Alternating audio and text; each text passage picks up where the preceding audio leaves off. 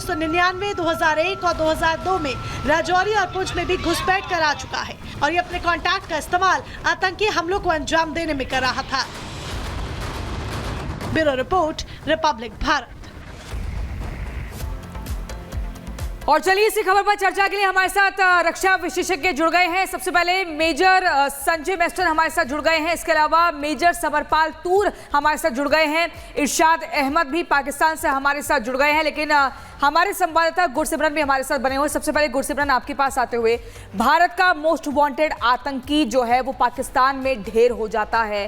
कैसे इस घटना, इस वारदात को अंजाम दिया गया? दरअसल हर कोई ये जानना चाहता है कि वो जो अज्ञात हमलावर थे कैसे उस गाड़ी के पास पहुंचे जिसके अंदर अबू कताल मौजूद था। ये कहा जा रहा है कि उसके अंदर और भी लोग थे। कोई बाइक सवार आते हैं और उसके बाद लगातार अंधाधुंध गोलीबारी करते हैं।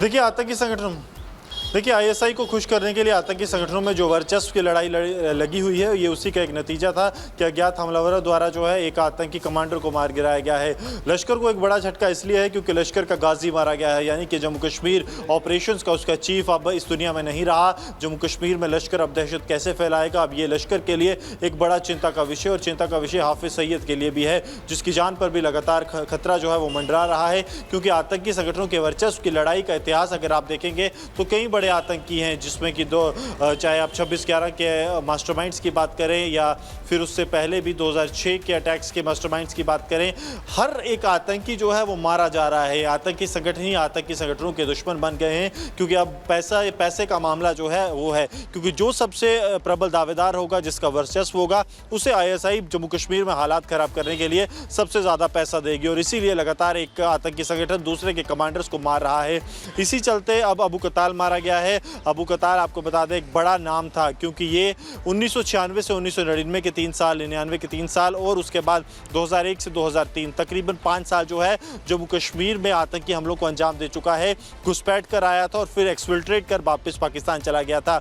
20 साल तक, 2 दशक तक ये जो है खामोश रहा, लेकिन उसके बाद 1 जनवरी 2023 ढांगरी आतंकी हमले में इसका नाम सामने आया, किस तरह से डायरेक्ट हैंडलर्स को निर्देश दे रहा था, और उसके बाद 20 अप्रैल 2023 में भाटा दूरिया में आतंकी बिल्कुल एक एक का दुश्मन ढेर हो रहे हैं। गुरसिमरन, हम लौटेंगे आपके पास। मेजर जनरल संजय मेस्टन का मैं यहाँ पर रुक करना चाहूंगी। संजय मेस्टन सर, देखिए एक एक कर, ये सिर्फ अबू कताल की बात नहीं है, इससे पहले चाहे आप कासिम की बात कर लीजिए या भारत के और दुश्मनों की बात कर लीजिए, एक एक कर पाकिस्तान में ही ये दुश्मन ढेर हो रहे हैं। यानी अब पाकिस्तान भी क्या इन आतंकवादियों के लिए सेफ नहीं रह गया? वो पाकिस्तान जो आतंकिस्तान बच चुका था, इन आतंकियों को पनाह देता था, उनके लिए सुरक्षित जगह हुआ करता था। बिल्कुल, पाकिस्तान तो किसी के लिए सेफ नहीं है, पाकिस्तान आर्मी के लिए भी सेफ नहीं है। अभी आपने देखा किस प्रकार बलूचिस्तान लिबरेशन आर्मी ने उनके तकरीबन 214 फौजियों को घायल मतलब मार दिया था। कहने का मतलब है पाकिस्तान तो किसी के लिए सेफ नहीं है, वहाँ सब टेररिस्ट है। पाकिस्तान आईएसआई, पाकिस्तान आर्मी, वो भी टेररिज्म ही कर रहे हैं। उन्होंने टेररिज्म को बढ़ावा दिया, सारे टेररिस्ट को पाले, और वही टेररिस्ट आज उनको अटैक कर रहे हैं। तो पाकिस्तान में कौन किसको मार रहा है वो किसी को नहीं पता है, सब आपस में एक दूसरे को मार रहे हैं, और वो भारत के हित में। आपने देखा कि कई जो भारत को जिन्होंने टेररिस्ट एक्टिविटीज की थी हमारे खिलाफ, एक एक करके ढेर होते जा रहे हैं। और खासकर ये अब्दुल कताल जो है, ये देखिए, ये एलईटी का, ये हाफिज सईद का तो राइट हैंड मैन था ही 26/11 का, जिसने मास्टरमाइंड था। और मेरे ख्याल ये भारत के लिए एक बड़ी विक्ट्री है, और साथ ही नेशनल इन्वेस्टिगेटिव एजेंसी जो हम बहुत अच्छा काम कर रहे हैं, क्योंकि आप देखिए यही नहीं, 26/11 के मास्टरमाइंड को एनआईए ने सबको वारंट दे रखे थे, और साथ में तव्वर राना जो अमेरिका में है वो भी अभी वापस आ रहा है। प्रेसिडेंट ट्रंप ने भी एक्सट्रेडिशन ऑर्डर दे दिया, वहाँ के कोर्ट ने भी दे दिया है। तो मेरे ख्याल भारत की जो एक रणनीति है, जो स्ट्रैटेजी है, ये सारे टेररिस्ट को वापस लेके आना या उनका जो खात्मा हो रहा है पाकिस्तान में, मैंने आपको जैसे ही बोला, ये आपस में एक दूसरे को मार रहे हैं और वो हमारे हित में है। तो मेरे ख्याल भारत की इन्वेस्टिगेशन एजेंसी एनआईए, जितनी इंटेलिजेंस एजेंसीज है, और हमारे देश के लिए बहुत ही गौरव की बात है कि ये सारे टेररिस्ट धीरे धीरे एलिमिनेट होते जा रहे हैं। लेकिन एक चुनौती ये भी है कि ये टेररिस्ट एक मरता तो 10 पैदा होते हैं, तो और भी अभी आएंगे, और हमारी सिक्योरिटी फोर्सेज और इंटेलिजेंस एजेंसीज को हमेशा गार्ड पे रहना पड़ेगा, खासकर जेएनके के इलाके में और पंजाब के इलाके में। आपने देखा है ड्रग्स, और कल ही एक मंदिर में अटैक किया गया है, ये सारे ड्रोन्स वगैरह और ड्रग्स वहां से पार करा रहे हैं। इनका बस एक ही मकसद है, भारत को किसी ना किसी हालात में डिस्टेबलाइज करना, लेकिन वो कभी अपने मकसद में सक्सेसफुल नहीं होंगे। वो खुद डिस्टेबलाइज होते जा रहे हैं, लेकिन उनका सिर्फ एक ही मकसद है, भारत को डिस्टेबलाइज करना। भारत एक स्ट्रॉन्ग देश लेकिन है भारत पर इसका और कोई आज असर पड़ने वाला नहीं है। भारत को पता है कि ऐसे लोगों को जवाब कैसे देना है, और हम पहले भी देते रहे हैं, आगे भी देते रहेंगे। वापस लौट रहे हैं आपके पास सर। मेजर तूर, हमने बलूचिस्तान में देखा किस तरह से आतंक फैलाया पाकिस्तान की सेना ने। अब उन बलूचिस्तानियों ने जब ट्रेन को हाईजैक किया तो उन्हें दहशतगर्द कह दिया गया, लेकिन वो दहशतगर्द जो भारत में मोस्ट वांटेड है और पाकिस्तान में मारे जाते हैं, उन पर कुछ नहीं बोलता है पाकिस्तान। मैं एक ही चीज दर्शकों को बताना चाहूंगा कि अब पाकिस्तान को आईना दिखाई दे रहा है, दिखाया जा रहा है, क्योंकि इन्होंने जो दहशतगर्दी कश्मीर में फैला के रखी थी इतने मतलब 20-25 सालों से, अब ये इन्हीं को ही बैकफायर की है। तो अब मैं इनसे पूछना चाहूंगा कि कैसा लगता है जब इनके फौजी मारे जाते हैं और इतनी बड़ी तादाद में मारे जाते हैं। चलो ये भी छोड़े, पुलवामा को जो हमला हुआ था, हमारे जो 44 जवान शहीद हुए थे, इन्होंने अपनी भरी पार्लियामेंट में इन्होंने ये बात कबूल की है कि इनकी इन्वॉल्वमेंट थी।